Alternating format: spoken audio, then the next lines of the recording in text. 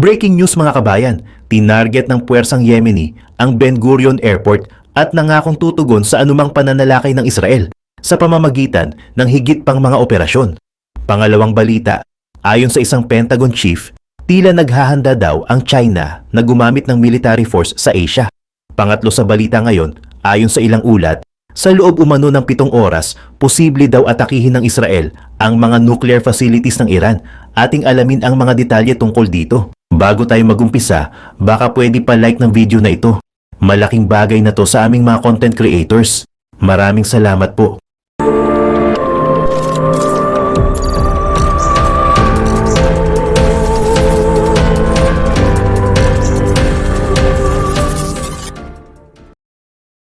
Inanunsyo ng sandatahang lakas ng Yemen nitong Biyernes na isinagawa nila ang isang operasyong militar na tumarget sa Ben Gurion Airport sa Tel Aviv.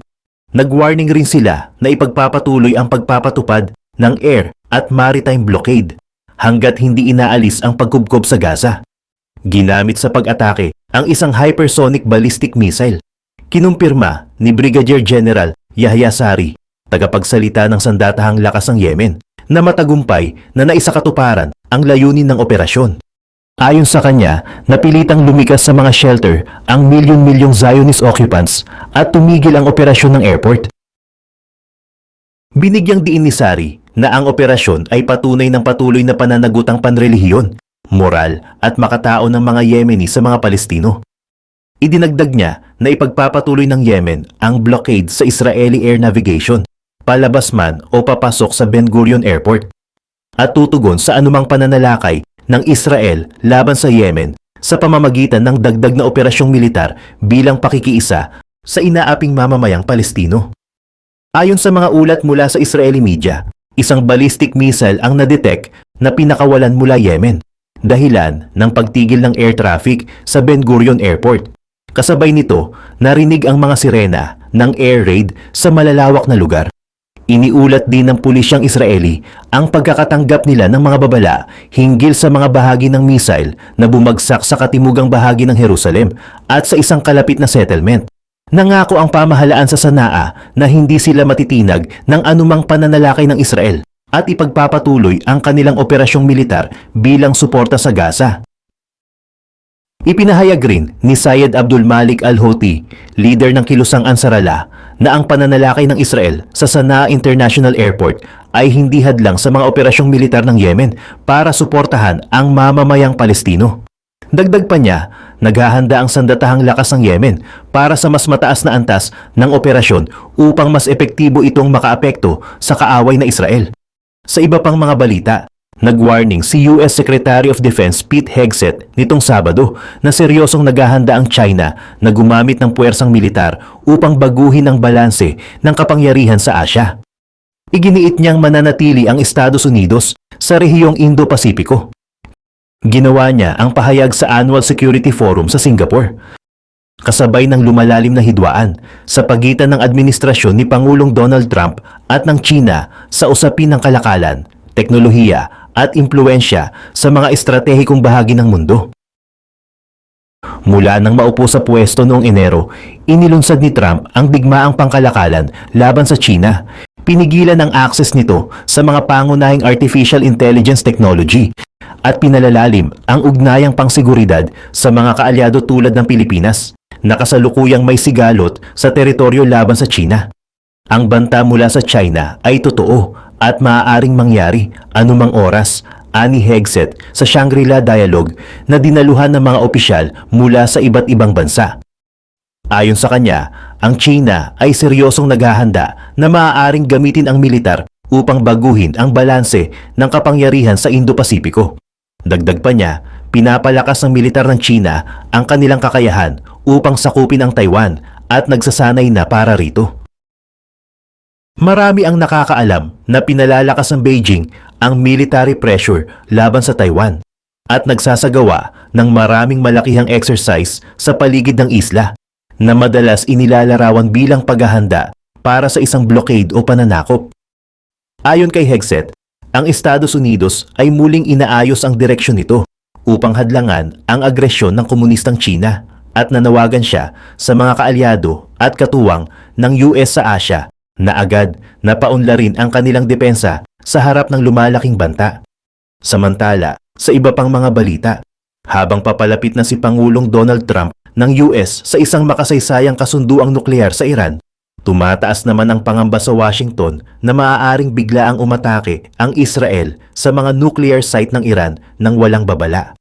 Ayon sa New York Times, na nag-cite sa mga senior intelligence officials ng US, may kakayahan umanong magsagawa ang Israel ng isang pag-atake sa loob lamang ng 7 oras. Sa ganoong senaryo, halos wala ng panahon ang administrasyon ni Trump para pigilan si Prime Minister Benjamin Netanyahu. Ang ganitong atake ay magpapawalang bisa sa kasunduan at sisira sa negosasyon ng US at Iran.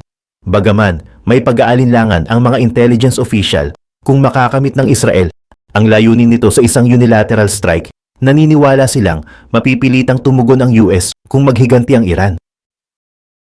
Ipinabatid umano ng mga opisyal ng Israel sa Washington na isasagawa pa rin nila ang pag-atake kahit na magkaroon ng kasunduang nuklear ang US at Iran. Muling nagbubunsod ito ng pangamba na maaaring gumalaw ng mag-isa ang Israel upang sirain ang kasunduan. Pero alam naman natin na hindi ito ang unang beses na lumitaw ang ganitong mga ulat sa Western media. Kabilang na ang New York Times na nagsasabing may plano si Netanyahu na atakihin ang mga nuclear site ng Iran nang walang katuwang. Sa katunayan, naging regular na ang ganitong balita sa Western press sa nakaraang taon. At ang mga susunod na araw ang siyang magpapatotoo kung tunay nga ba na magaganap ang mga ulat na ito. Samantala, sa iba pang mga balita, ayon sa mga Ukrainian authorities, mahigit 171 drones ang pinakawalan ng Russia, kung saan 75 ang na-shootdown ng air defenses ng Ukraine at 63 ang nawala sa ere bago pa man makapinsala. Ngunit hindi tulad ng Ukraine na tumarget sa isang military base, ang Russia ay direkta namang umatake sa mga sibilyang lugar, partikular sa Kropivnitsky at Kupiansk. Sa Kupiansk, mahigit 20 bomba ang ibinagsak sa loob lamang ng ilang oras na ikinamatay ng isang sibilyan at ikinasugat ng isa pa. Ngunit kung may isang bagay na malinaw sa drone attack ng Ukraine sa Engels Air Base, ito ay ang malaking epekto nito sa Russian Air Force. Ayon sa mga eksperto, posibleng na-neutralize ng Ukraine ang ilan sa pinakaimportanteng assets ng Russia, ang Tu-160 at Tu-95 MS strategic bombers. Ang mga aircraft na ito ay ginagamit ng Russia upang maglunsad ng long-range missile strikes. At kung ang kanilang ammunition storage at oil depot ay nawasak, mawawalan ng silbi ang mga ito kahit pa kaya nilang lumipad. Ang Tu-160, na kilala rin bilang Blackjack sa NATO designation, ay isang supersonic strategic bomber na unang lumipad noong 1981. Sa ngayon, 36 lang ang nagawa ng Russia at 17 lang ang nasa serbisyo. Kaya't kahit isang Tu-160 lang ang masira sa ataking ito, malaking kawalan na ito para sa Russia. Bukod dito, ang Tu-160 ay isa sa mga pangunahing nuclear bombers ng Russia. Kaya't kung naapektuhan ito, maaaring maapektuhan din ang nuclear capabilities ni Putin. Samantala, ang Tu-95MS na tinaguriang Bear H ng NATO ay isang strategic bomber at missile carrier na ginamit ng Russia mula pa noong Cold War. Bagamat may modernized versions ito, ang orihinal na prototype ng Tu-95MS ay ginawa pa noong 1979 na nangangahulugang ginagamit pa rin ni Putin ang mga lumang Soviet-era bombers para sa kanyang 2022 invasion. Kung tutuusin, ang ataking ito ng Ukraine ay isang game changer. Malinaw na ang target nila ay hindi mga sibilyan, kundi ang mismong backbone ng Russian military air power. At kung totoo ngang napinsala, ang Tu-160 at Tu-95MS bombers ng Russia, hindi lang ito basta strike sa isang airbase. Ito ay isang direktang dagok sa kakayahan ng Russia na maglunsad ng airstrike sa Ukraine. Mas matindi ang kakayahan ng Tu-95MS kumpara sa Tu-160 pagdating sa aerial combat. May dala itong dalawang Gryazev Shipunov 23mm automatic cannons na nakakabit sa likod ng eroplano nagbibigay ng kahit kaunting depensa laban sa mga paparating na jets at missiles. Kayang magpaulan ng bala ng kanyon na ito ng hanggang 2,400 rounds per minute. Pero hindi yan ang pinakadelikado para sa Ukraine. Mas dapat katakutan ang missiles ng 295 MS. Kaya nitong magdala ng 6 na Kh-15 cruise missiles ng Russia, naka-drum launcher at may range na 1,553 miles. Sakto para tamaan ang mga lungsod sa Ukraine. May variant din ang 295 MS, ang 295 MS-6 na kayang magdala ng parehong Ka-55 missiles na gamit din ng 2-160. Mas nakakatakot ang MS-16 variant nito na kayang magdala ng hanggang 16 na Kh-55 missiles, kaya malaking banta ito sa Ukraine. Dagdag pa dyan ang onboard SPS-160 Garand jammer na nagbibigay ng dagdag na proteksyon kasabay ng rear cannons, kaya mahirap pabagsakin ang 295 MS sa himpapawid. Ang pangunahing kahinaan naman nito mula sa perspektibo ng Russia ay mas mabagal ito kaysa sa 2-160. Hanggang 515 miles per hour lang ang top speed nito at ang cruising speed ay bumababa pa sa 341 miles per hour. Pero bumabawi naman ito sa flight range na 6,524 miles. Sapat para pumasok sa Ukrainian territory, magpakawala ng missiles o bomba at bumalik sa Engels Base nang hindi na kailangang mag-refuel. Pero tila hindi na yan posible matapos sirain ng Ukraine ang Engels Base. At hindi lang basta napilay ng Ukraine ang dalawang pinakamapanganib na bombers ng Russia. Sa pagka-ground ng mga ito, nabawasan din ang kakayahan ng Russia na gumamit ng glide bombs laban sa Ukraine. Unang ginamit ng Russia ang mga glide bombs noong 2023, pero mas lumakas ang paggamit nito pagpasok ng sumunod na taon. Mukha man silang simple, pero naging epektibo ang mga ito laban sa air defenses ng Ukraine. Ginamit ng Russia ang mga lumang Soviet-era Fab 1500 at Fab 500 bombs, mga bombang may bigat na 1.5 at 0.5 tons, at nilagyan ng fold-out wing kit para maipakawala mula daan-daang milya palayo sa target, bago ito dahan-dahang bumaba ng may matinding pagsabog. Hindi ito ang pinaka-perpektong bomba sa mundo. May simpleng satellite navigation lang ang wing kit na ginagamit ng Russia para mapanatili itong nasa tamang direksyon. Pero bumabawi ito sa dalawang bagay, mura at nakamamatay. Ang bawat wing kit ay nagkakahalaga lang ng $20,000 hanggang $30,000 at halos libre na ang bomba mismo dahil bahagi na ito ng stockpile ng Russia. Sa madaling salita, nagawang palitan ng Russia ang mas mahal na missiles gamit ang wing kits na ito. At hindi naman kailangan ng glide bombs na maging eksaktong tumama. Ang isang Fab 500 ay may lamang halos 440 pounds ng pampasabog, katumbas ng halos 30 artillery shells ng Russia sa isang bagsakan lang. Kahit hindi nito direktang tamaan ng target, ang lakas ng pagsabog ay sapat na para gawing abo ang lugar kung saan ito bumagsak. At walang tigil ang pagbomba ng Russia gamit ang mga armas na ito.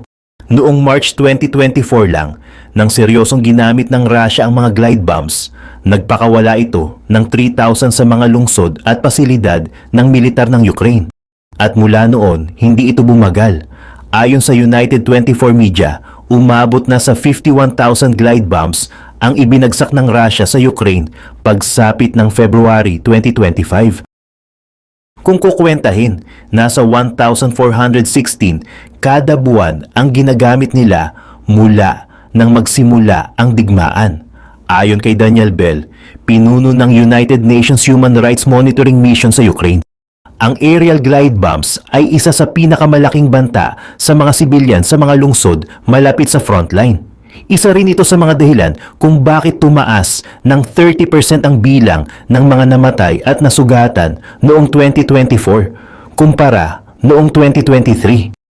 Huwag maliitin ang dami ng mga buhay na kinitil ng mga nakamamatay na bombang ito.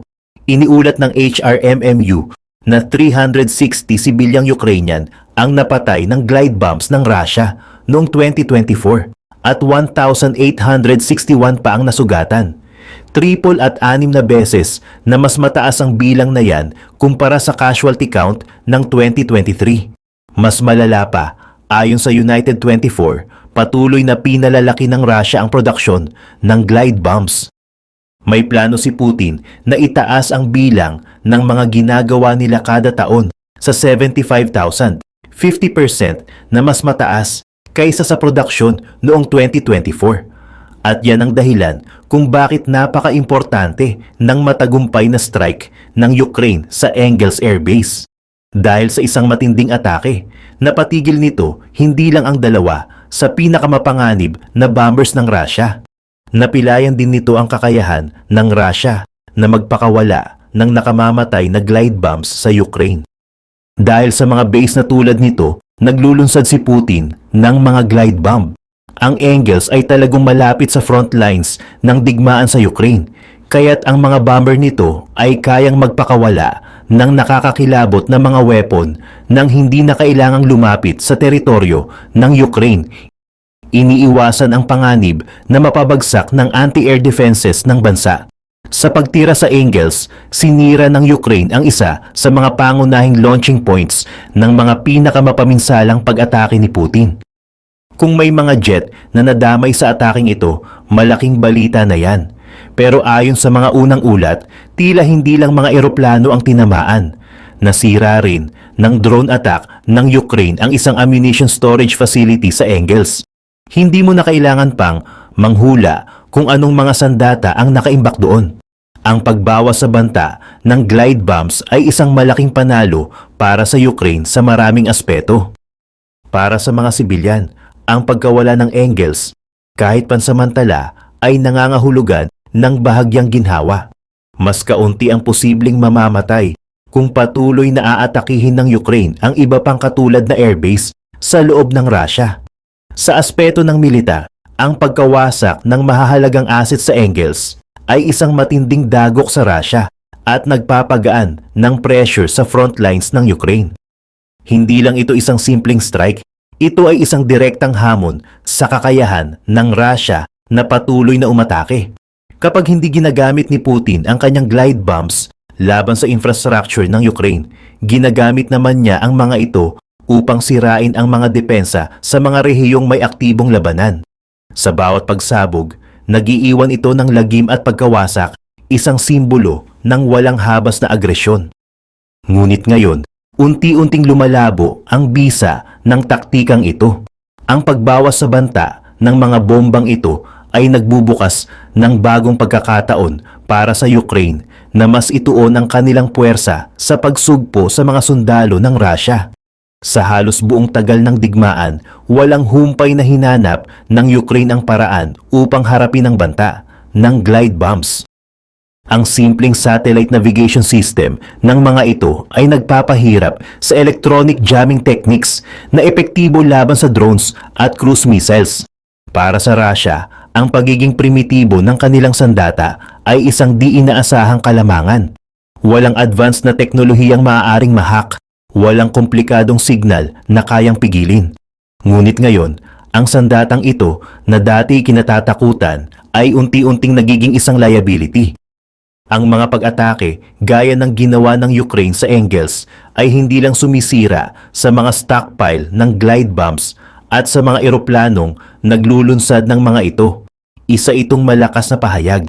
Isang babala kay Putin na kahit ang kanyang pinaka-estratehikong airfields ay hindi naligtas. Isa itong mensaheng hindi maaaring ipagwalang bahala. Kung magpapatuloy ang ganitong uri ng opensiba, mapipilitan si Putin na ilipat pa atras ang kanyang Air Force, isang hakbang na maaaring magresulta sa pagiging inutil ng kanyang mga glide bomb. Ano ang silbi ng isang sandata kung wala na itong maaabot?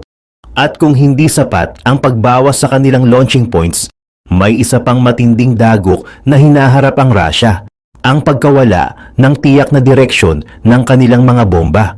Mukhang nadiskubre na rin ng Ukraine kung paano pigilan ang pinakakritikal na bahagi ng operasyon ng mga glide bombs, ang kanilang satellite navigation system. Ayon sa Forbes, noong March 17, matagumpay na nagamit ng Ukraine ang isang klase ng electronic warfare system na nagpapagulo sa GPS signal ng mga bomba. Isang teknolohiyang maaaring magpabagsak hindi lang sa mga sandata na ito kundi sa moral ng buong Russian army. Habang patuloy ang labanan, ang pangamba sa panig ng Russia ay lalong lumalaki. Ang kanilang mga sandata ay nagiging pabigat. Ang kanilang mga strategy ay unti-unting nawawalan ng bisa. Kung magpapatuloy ang ganitong sitwasyon, maaaring dumating ang araw na mismong mga sundalo ni Putin ang matatakot sa sariling anino ng kanilang digmaan.